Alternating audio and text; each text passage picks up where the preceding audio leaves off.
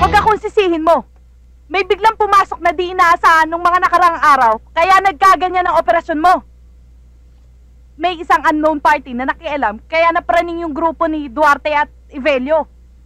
Narong timing tuloy tayo. Kaya wag mo akong pagalitan dahil ginawa ko na lahat ng surveillance na dapat kong gawin. Tandaan nyo to. Kaya nyo natuntun yung ni-raid nyo dahil sa impormasyon ko.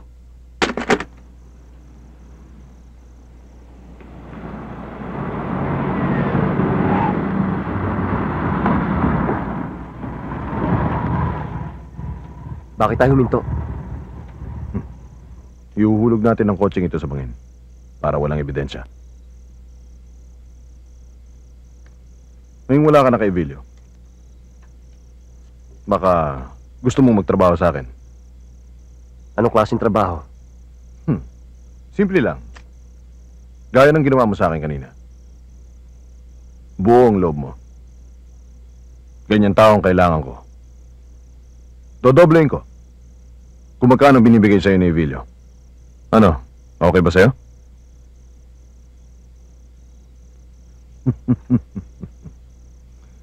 Siya nga pala. Kanina pa tayo magkasama eh. Hindi ko alam kung anong pangalan mo. Elias. Elias.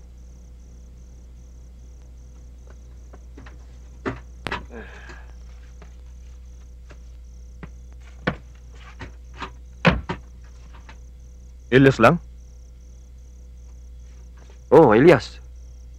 Ano magagawa ko kung hindi ko alam ang apelyido ko? Palabiro ka rin pala, no? Yan ang gusto ko sa'yo. May sarili kang style. Okay. Para lubusan tayong magkakilala. Palagay ko, ay ang bagong samahan natin ito ay may magandang ibubunga. Ano? Tulungan mo ko. Tulak natin yung kotse.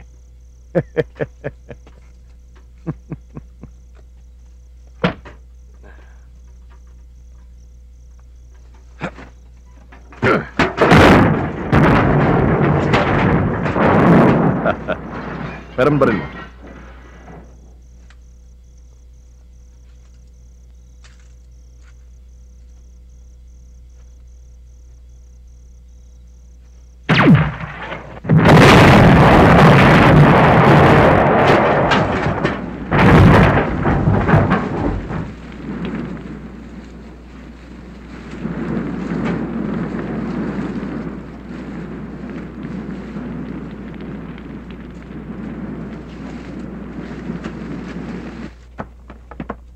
Magandang umaga po, Aling Felisa. O, Celine, napasyal ka. Mahigit 1 linggo na po kasing hindi nagpapakita o tumatawag sa akin si Elias. Kaya po ako nagpunta dito. Hay, nako. Kung ako nga ang ina niya na mismo, hindi ko alam kung saan lupalop na padpad yung anak ko. Ikaw pa kaya? Hay, nako, Iha. Pareho lang tayong nasa dilim. Hindi ko rin alam. Nagbabaka sakali lang po ako, baka nandito po si Elias. Alam mo, ang balita ko, pagkatapos na mapatay si Evelio doon sa rice mill niya sa probinsya, si Evelio, yung bang may-ari ng ihaw-ihaw dyan sa kanto, pinaghahanap daw siya ng mga pulis. At ang sabi, sangkot daw siya doon. Hindi naman ho siguro. Hay, nako, Celine. Huwag ka nang magbulag-bulagan. Kilala mo ang pagkatao ni Elias.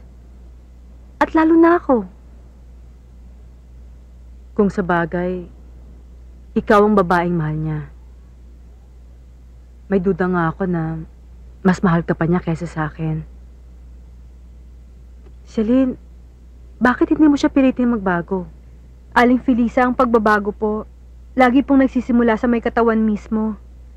Basta po ba alam niya ang tungkol sa sarili niya eh. Ano bang ibig mong sabihin? Wala nga daw po siyang nakilalang ama eh. Ni hindi nga raw ho niya alam kung saan siya nagmula.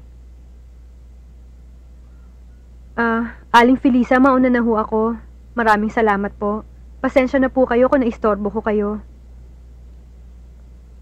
Sige po.